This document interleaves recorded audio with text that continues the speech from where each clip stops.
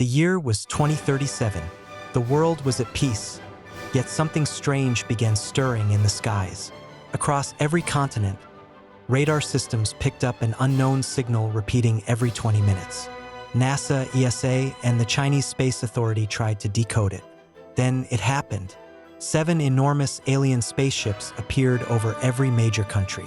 Each ship, as large as a cricket stadium, hovered ominously. At first, people were unsure, was this peace or war? But when alien beams rained down on Lahore, New York, and Tokyo, the message was clear. This was war. Within 24 hours of the first attack, major world cities lay in ruins. Humanity was unprepared. Military forces launched missiles, but alien shields rendered them useless. Panic spread like wildfire. Amidst this chaos, 2 minds stood up: Dr. Rehan Kapoor, an Indian scientist, and Sarah Marine, a Pakistani AI engineer.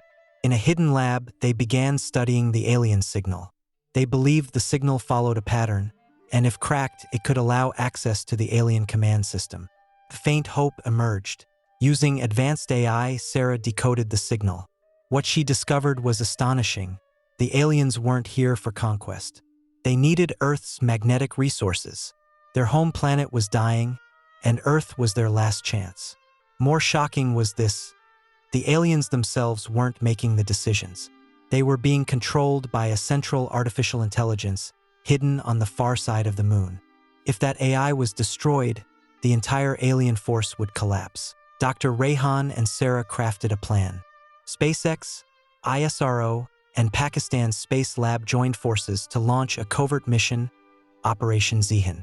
Their goal: to deploy a quantum AI virus that could corrupt the alien intelligence. Sarah trained the virus using AI-generated hallucinations, images and logic loops designed to confuse the alien AI, forcing it to turn against its own systems. This mission became humanity's last chance. A stealth rocket, Nusrat-1, was launched. It carried a supercomputer chip containing Sarah's virus. The rocket landed silently on the moon's hidden side. Alien sensors detected it quickly and launched a counterattack. But it was too late. The virus had already infiltrated the system. Within 20 minutes, alien ships began firing upon each other. Their shields failed, weapons jammed. Across every continent, humans looked to the sky.